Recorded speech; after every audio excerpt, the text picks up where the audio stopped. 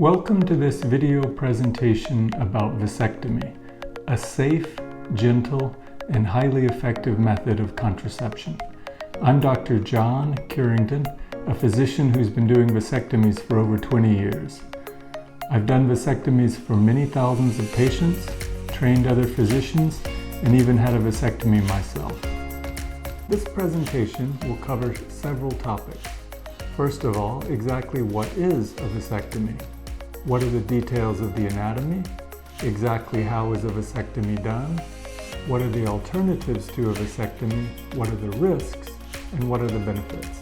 To make things more clear as we go along, I'll be sketching up a few diagrams to illustrate exactly what we're talking about. So first of all, what is a vasectomy?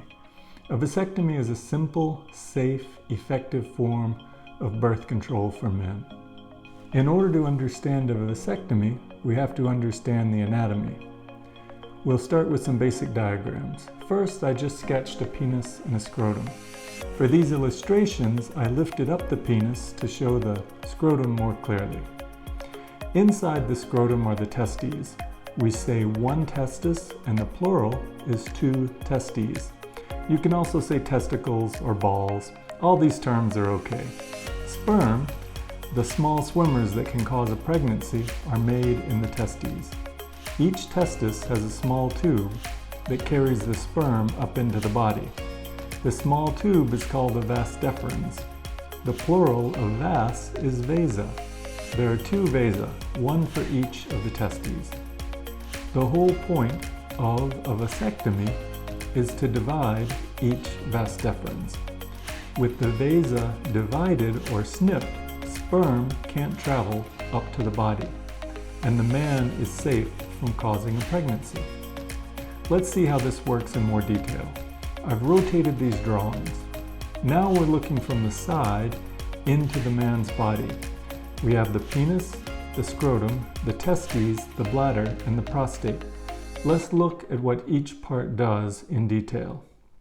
First, when you urinate, you empty urine from the bladder through the penis. You can see that peeing doesn't involve the scrotum at all.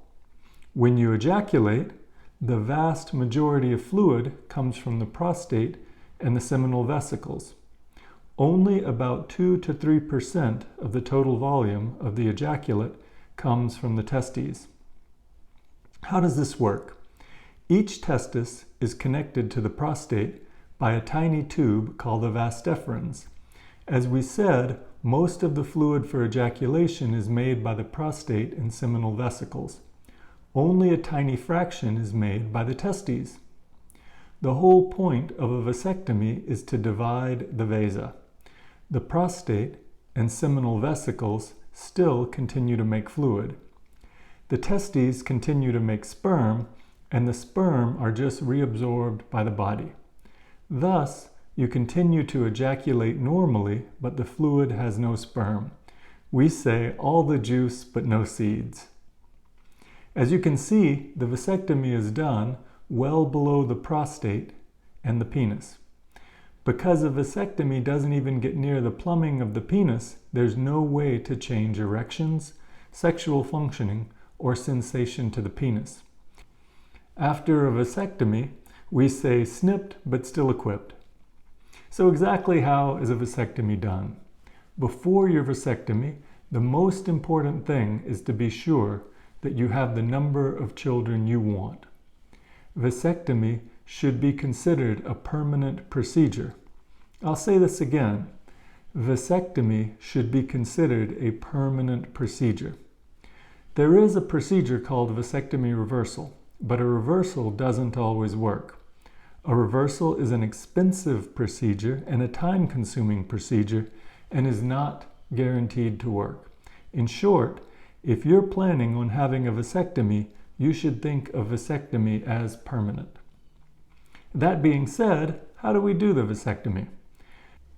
There are basically 3 steps: anesthesia, or numbing the area, then accessing the vasa so we can work on them, and then dividing the vasa. The anesthesia, or numbing, is done using either a sprayer or a tiny microinjector. The sprayer is called a MetaJet and uses a puff of air to push the local anesthetic into the skin and the vasa. Most men say this is surprisingly gentle. Many guys say it feels like a quick snap with a rubber band and not much more. The microinjector, on the other hand, uses a tiny injection device. The part that enters the skin is super thin, and most men feel that they barely perceive the injection. Some practices use the MetaJet and some practices use a microinjector. I myself feel that they both work very well. After numbing, we access the vasa through a tiny puncture in the front wall of the scrotum. Back in the old days, we used to make 2 incisions, one on each side of the scrotum. Making 2 big incisions was associated with more complications, so now I don't even have a scalpel anywhere on my tray. In the modern no-scalpel technique, we use our fingertips to gently find the vasa. Using our fingertips, we gently manipulate the vasa to bring them to the front of the scrotum, and we make a tiny puncture in the middle just over the vasa. After making the tiny puncture, we gently pull a small section of the vas outside of the scrotum, where we snip, cauterize, and fix the 2 snipped ends apart. For keeping the ends apart, we can either use a tiny metal clip or a tiny piece of suture. Both the clip and the suture work great. We make sure we address both vasa, and when we're done, the little puncture site is usually so small you don't even need a little stitch. The little opening just heals on its own. After the vasectomy, it's important that you lay around for the rest of the day. Even though the procedure is minor, if you really shake things around, you can increase the odds of getting significant bruising or swelling. Spend the rest of the day in bed, on the couch, or in a recliner. It's okay to get up to go to the kitchen or the bathroom, but for the most part, just lay around. The next day should be a peaceful day of gentle walks. Get up and walk around the block or walk in a park, but just take it easy. The day after that, most men return back to work.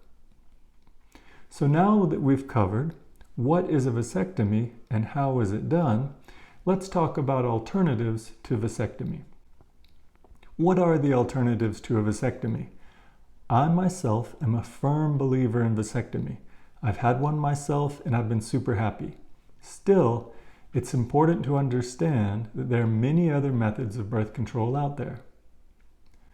Other options include tubal ligation, IUDs, implants, injections, pills, patches, vaginal ring, condoms, fertility awareness, diaphragms, contraceptive sponges, withdrawal, spermicides, and abstinence. That's a lot of methods. For men, the alternatives that we can use ourselves are abstinence, and that means not having sex, withdrawal, and condoms. Not many of us would be too excited about not having sex, so that leaves the male methods as withdrawal and condoms. Condoms do have the benefit of reducing sexually transmitted infections, though many men are looking for a method that gives them more spontaneity and freedom with their established partner. For more information on the male methods, do an online search for CDC contraception, and you'll find great information. Here's an example of a chart from contraceptivetechnology.org. The CDC references this chart, and it's full of useful information. It's worthwhile to do an online search for the CDC contraceptive information and follow their links to the charts. The big point is that there are many alternatives to vasectomy, and it's important to consider them all before choosing. Changing topics now, what are the risks of a vasectomy? It's important to remember that the vast majority of men have no complications at all from their vasectomies. Like any other minor surgery, though, getting a vasectomy has risks. Even driving a car has risks, but the benefits of getting from point A to point B so outweigh the risks that we generally continue to drive. So what are the risks of a vasectomy? You can group the risks into two clusters, short-term risks and long-term risks. The short-term risks include bleeding problems, anesthetic reaction, pain, infection, bruising, and bleeding into the scrotum, causing a collection of blood called a hematoma. The long-term risks include the development of a lump of scar tissue, chronic pain, and continuing ability to cause a pregnancy, as well as other potentially unknown risks. To put these risks into perspective though, most of us drive a car every day. In the US alone, over 30,000 people die in car accidents every year. I know of exactly 0 deaths from vasectomy. Every year, car accidents cause all sorts of injuries, leading to chronic pain, time off work, etc. Yet we drive around comfortably all day. There is far less risk involved in a vasectomy than in driving a car. Looking carefully at the real statistics, I am very comfortable recommending vasectomy for my patients who choose that as their method of contraception. As experienced physicians, we do everything we can to minimize these risks. We read, we practice, we go to conferences, we teach other physicians. We are dedicated to doing everything we can to make sure your procedure goes well. Remember, vasectomy is a very gentle procedure and complications are very rare. Please read more on our website and do ask any questions. Another very important point about risk is that there are risks to not having a vasectomy. For example, if your wife or girlfriend continues to use the pill or any other form of contraception, she has to take on all those risks. For example, birth control pills lead to a slightly increased risk of blood clots, high blood pressure, mood changes, and so on.